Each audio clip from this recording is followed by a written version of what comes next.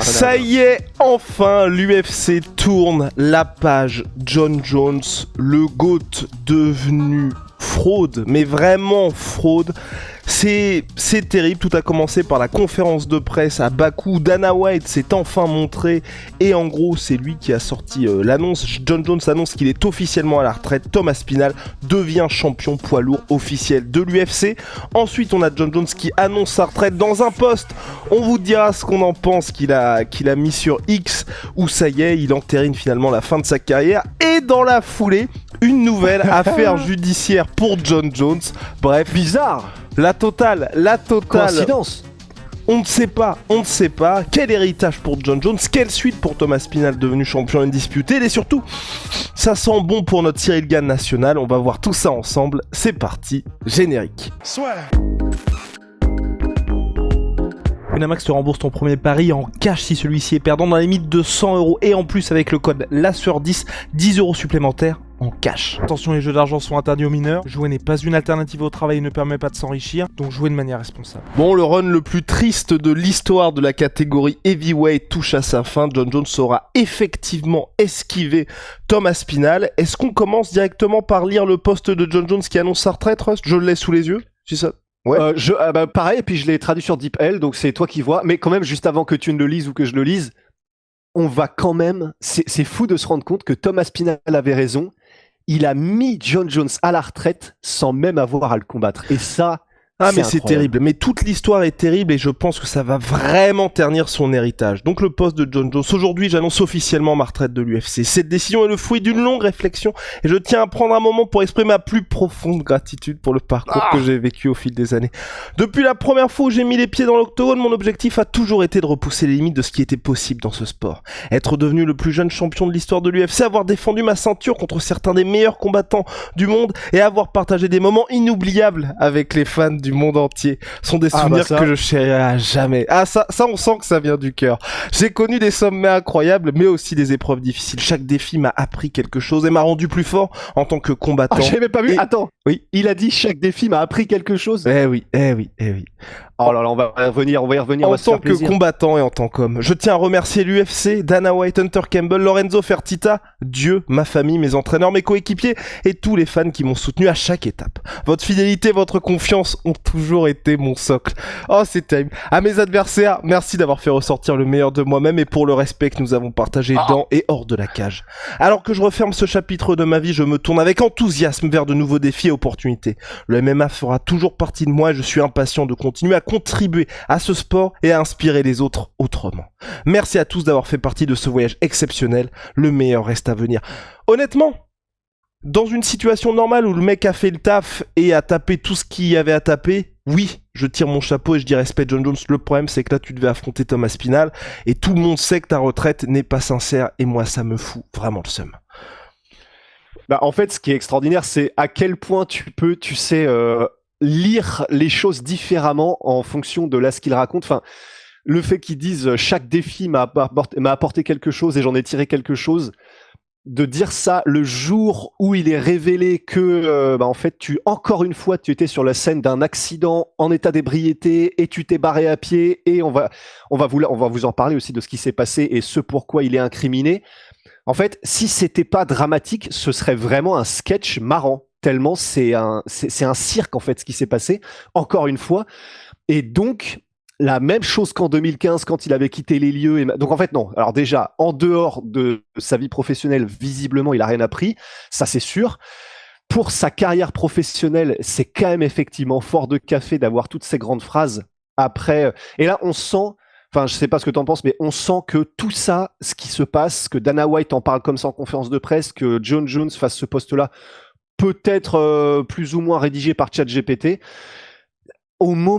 à ce moment-là, et sans qu'il y ait rien d'officiel. Ce qui est sûr, c'est que c'est pas rédigé par lui. Ça, c'est sûr que ce n'est pas rédigé par lui. C'est pas rédigé par lui, et en fait, que tout ça arrive d'une manière aussi précipitée, parce que visiblement, donc, l'UFC n'avait rien préparé après l'UFC Bakou pour, tu sais, le fameux package de l'UFC pour quand quelqu'un prend sa retraite, etc. Ils avaient rien préparé, donc en fait, tu sens que tout ça, c'est ultra précipité, parce qu'il y a quelques jours de ça encore, Dana White disait je crois que c'était Jim Rome, dans les prochaines semaines, on en saura plus. Bon, 3 jours plus tard, bon, ça y est, il a pris sa retraite. Mais ce qui est extraordinaire, c'est le fait que cette nouvelle arrive quelques heures, mais vraiment quelques heures avant que ne soit révélée cette nouvelle affaire judiciaire. Et pour moi, c'est tellement une évidence que c'est tout simplement que l'UFC est en mode, ok, alors là, toutes les unes des journaux, des chaînes de télé, des machins, si non seul, de toute façon, ça va être John Jones, tout le monde va en parler, mais si en plus de ça, il y a donc le terme, le champion incontesté poids lourd de l'UFC dans une nouvelle affaire judiciaire, je pense que ne serait-ce que juste pour ne pas qu'il puisse y avoir ces deux termes-là liés, ils ont précipité, ils ont sprinté pour lui enlever le titre avant que ce ne soit possible pour les journalistes et les médias, tu vois. Mais c'est ça, c'est que ça n'a aucun sens en termes de temporalité, c'était même pas évoqué potentiellement que John Jones prenne sa retraite, non. Je pense aussi que t'as peut-être ce truc de... Il attend de voir aussi, tu vois, quand il disait il y a quelques jours, en gros, je m'en fous de combattre aujourd'hui et je vais attendre de voir ce qui se passe. Peut-être aussi qu'aujourd'hui, John Jones, c'est tout pour l'oseille. Tu vois Thomas Spinal contre Cyril Gane. Il espère peut-être que Cyril Gane s'impose pour dire, vous voyez, de toute façon, Thomas Spinal était pas de mon niveau.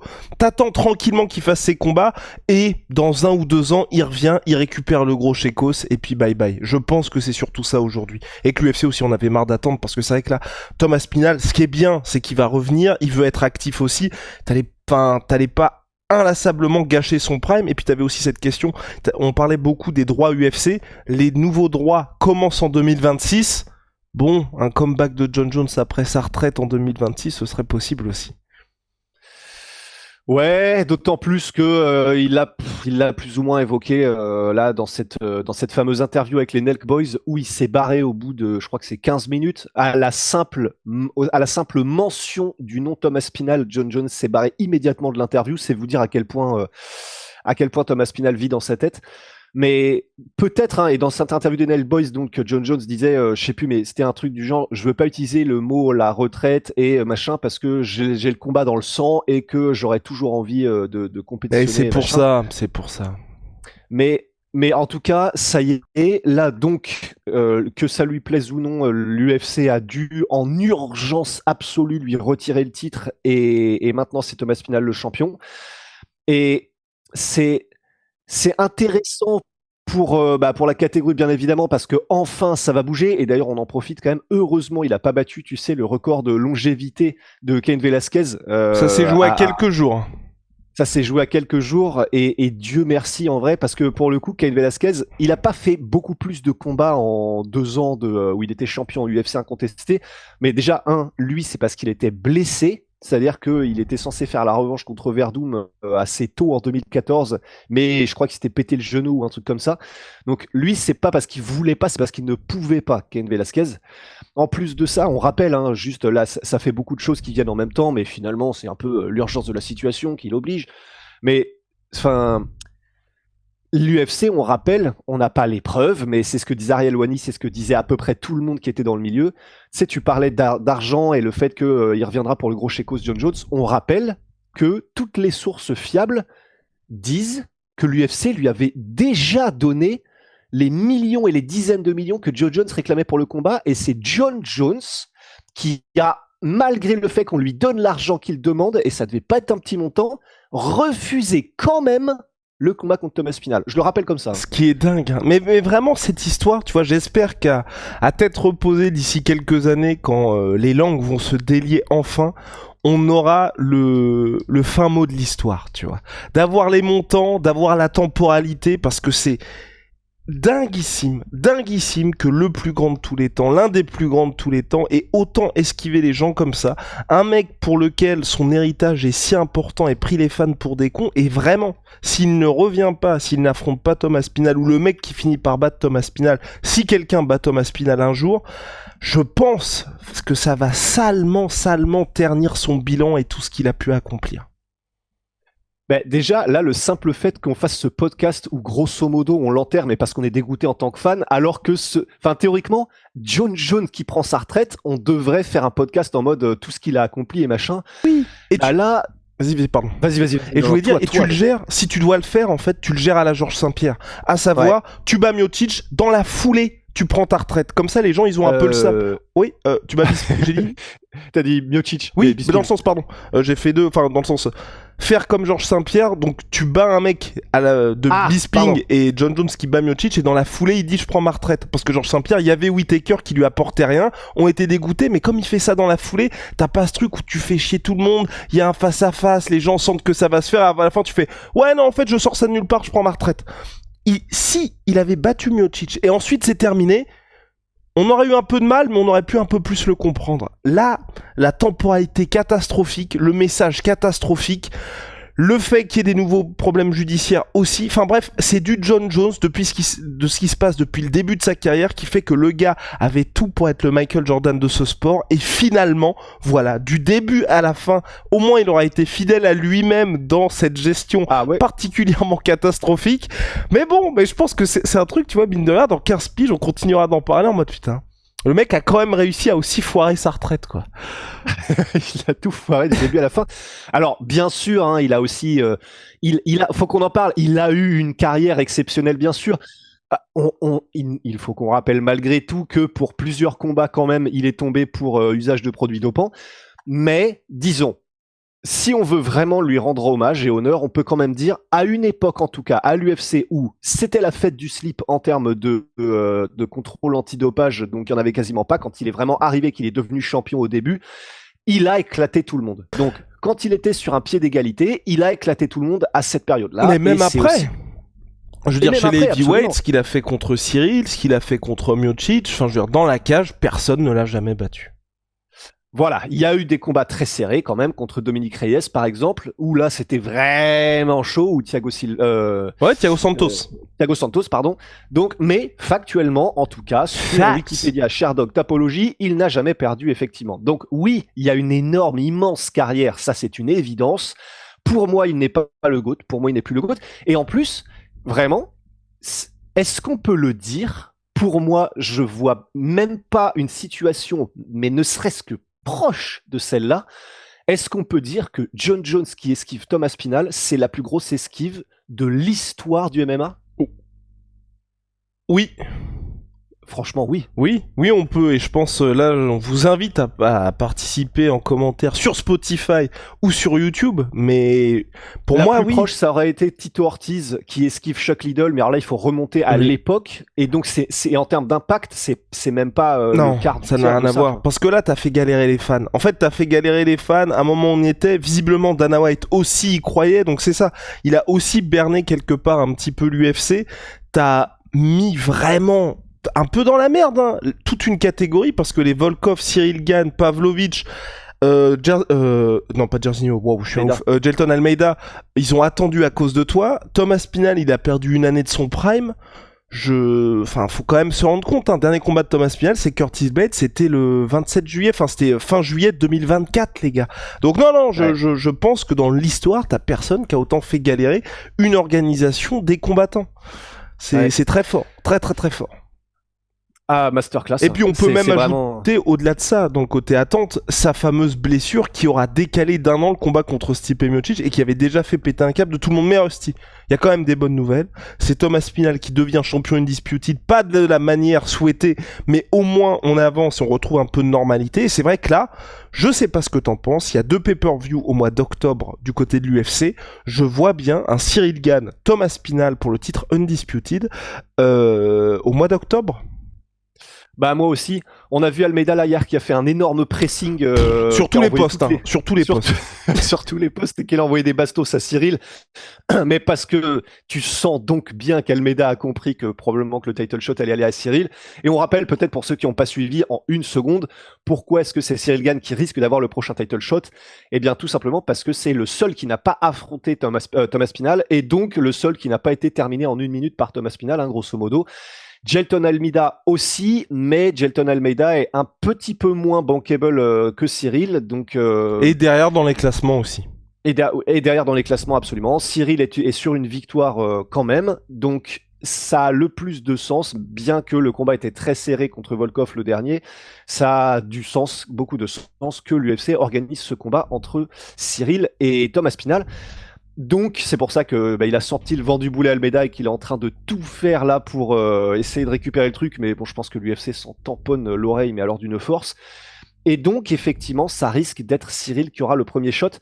Et en fait, je suis partagé parce que d'un côté, bien évidemment, je préfère que ce soit Cyril qui gagne ce combat, mais de l'autre, je n'ai pas envie d'un monde où après tout ce battage et toute cette merde qui a duré mais 1 an et demi, même plus, si on arrive à tout ça et que Thomas Spinal perd son premier combat en tant que champion incontesté. Ouais, mais s'il perd contre Cyril. Non, justement, c'est pour ça, je suis partagé. Je dis, mais je serais content pour Cyril, mais honnêtement, il y aura une partie de moi qui sera en mode putain.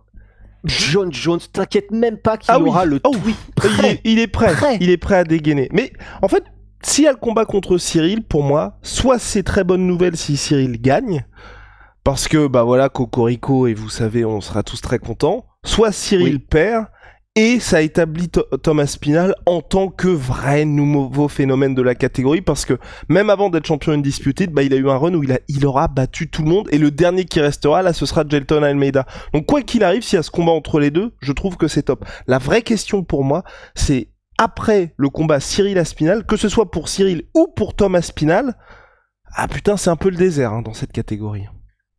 Ah, faudra peut-être Talisson Texera.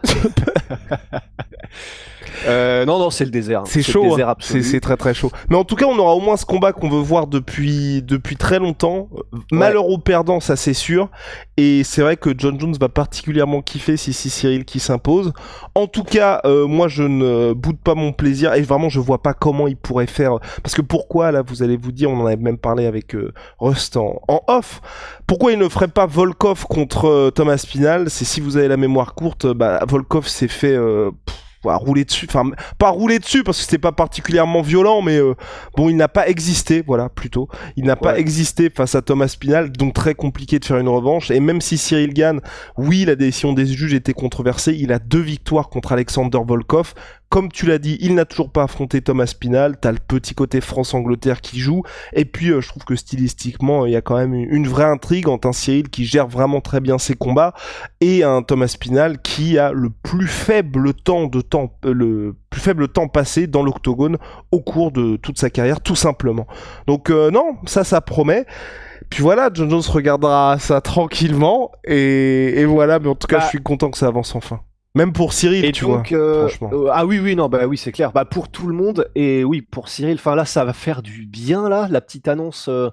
Enfin, je veux pas mettre la charrue avant les bœufs, mais c'est une quasi-certitude que c'est ce que l'UFC, à moins que de derrière les fagots, ils nous sortent un Rico Verhoeven contre... en plus, ils sont potes, contre Thomas Spinal ou j'en sais rien, mais ou Francis Ngannou, mais ça n'aurait aucun sens. Non, et d'ailleurs, oui, Dana White a mis un petit stop lors de l'UFC, la conférence de presse de l'UFC Bakou, en mode, il y a une grosse différence entre ce que dit Francis et ce qu'il veut vraiment. Enfin, en gros... Il ne reviendra jamais à l'UFC, les gars, ne vous enflammez pas. Mais en tout cas, si Cyril a le title shot, pas mal en termes d'opportunités de carrière. Il aura eu 3 combats pour le titre Cyril Gane, face à Francis, face à John Jones et face à Thomas Spinal.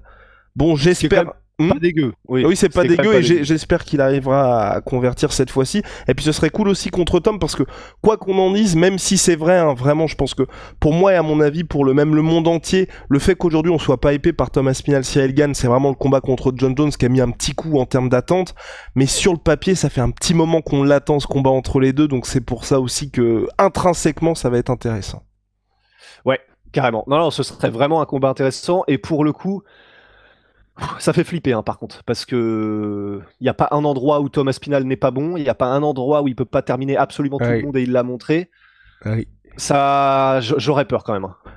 Mais là on sait vraiment où il y a le danger, tu vois. C'est-à-dire partout. Génial. Génial. Non, mais j'y crois, moi, parce que j'y crois. Ça va être très très chaud, faut surtout pas qu'il aille au sol et tout, parce qu'il est extrêmement agressif. Mais c'est vrai que plus le temps passe, plus je trouve que peut-être Thomas Spinal est un petit peu trop pris par la hype de je dois commencer mes combats tôt. Plus je trouve que sa défense est poreuse en termes de strike kick, au regard du faible échantillon qu'on a, tu vois, même le deuxième combat contre Curtis Blades, il y a une petite alerte, et j'ai un tout petit peu peur par ça. Tu vois que... Ils combattent pas assez, chaque fois ce soit très court, et si le premier round passe contre Cyril, si le deuxième round passe contre Cyril, ça veut dire que ce qui fonctionne d'habitude avec Thomas Spinal ne fonctionne pas là, Et j'aurais tendance à me dire que Cyril a une vraie chance pour gagner. Mais bon, voilà, il suffit d'un takedown pour que ce soit un petit peu chaud. Voilà, avec Thomas Pinal. Ouais, même debout. Hein. Ouais. Enfin là, c'est Ouais, vraiment là j'ai où du mal. Vraiment, debout, je pense pas que Cyril se fasse mettre KO par Thomas Pinal. Bah, j'espère pas non plus, mais c'est plus qu'il mixe, tu vois, parce que Thomas Pinal, on a tendance à oublier. Enfin, je veux dire, le mec sans les takedowns, il passait un sale quart d'heure contre Andrei Arlovski. Certes, mais c'était il y a quand même quelques temps. Il a quand même bien progressé depuis. Oui. Et depuis, il a quand même mis KO pas mal de monde. Tu vois, ouais, mais je te dis, moi, ouais, il y a vraiment le combat contre Volkov qui m'avait impressionné. Et c'est vrai que depuis, je trouve qu'il prend quand même des risques, tu vois. Le combat contre Pavlovich... Enfin, à chaque fois, c'est très très court. Mais on se dit... Et puis, après, c'est des mecs qui ont une grosse puissance de KO quand même. Puis même le TKO qui se prend par Curtis Blades lors du premier combat, tu sais. Moi, ça m'a fait redescendre un peu. Enfin bref, les gars, on va pas... oui, mais attends, et du coup, il faut aussi qu'on parle vite fait de ce qui s'est passé avec John Jones. Ce pourquoi on a fait toutes ces petites blagounettes au début du podcast, là. Enfin, faut qu'on explique ce qui s'est passé quand même et ce pourquoi... En fait, la genèse visiblement de ce pourquoi ils ont libéré la convocation pour délit. Ouais, la convocation pour délit. Et en fait, faut quand même en parler parce que voilà, c'est ce qui se passe. Mais c'est tellement du John Jones dans le texte. En gros, je vous la fais très très courte. Ce qui s'est passé, c'est donc alors la convocation, enfin les charges, elles ont été prononcées là le 17 juin, mais ça s'est passé, ce truc-là s'est passé le 24 février de cette année là, 2025. Et ce qui s'est passé, c'est que il y a eu un crash automobile à Albuquerque, là où habite John Jones. Et lorsque la police est arrivée sur les lieux du crash automobile, il y avait une femme qui était dans la voiture, qui était à moitié nue. Alors, elle avait pas de fringues sur toute la partie basse.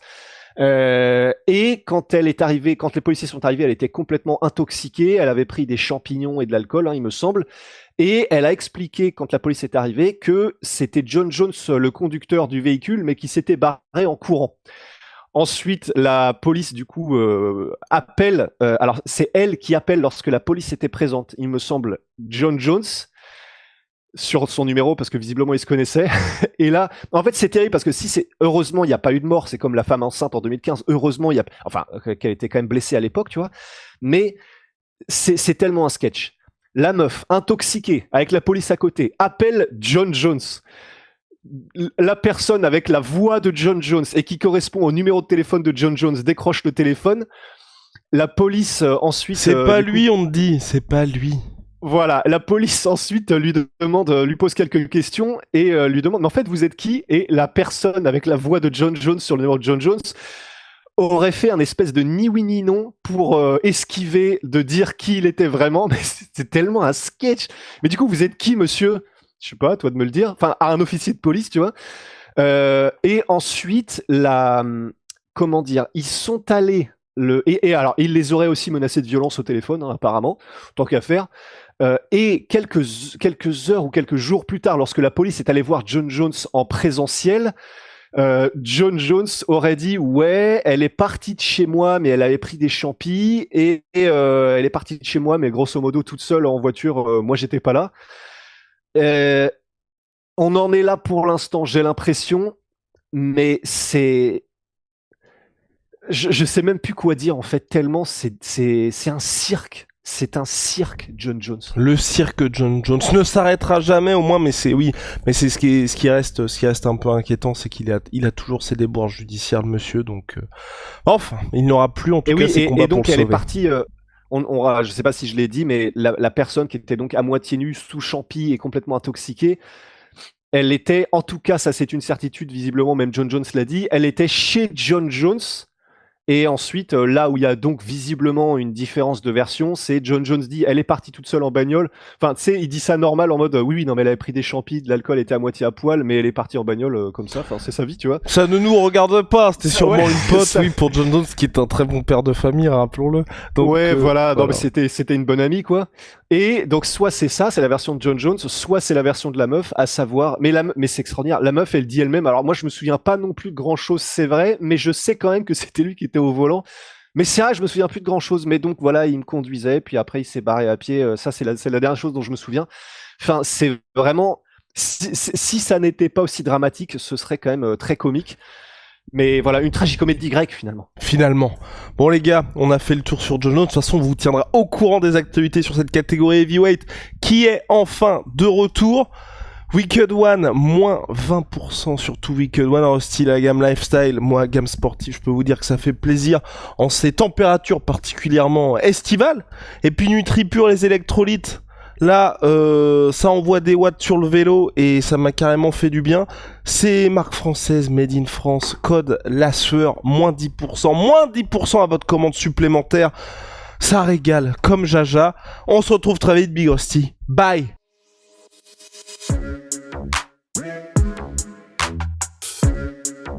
Yeah.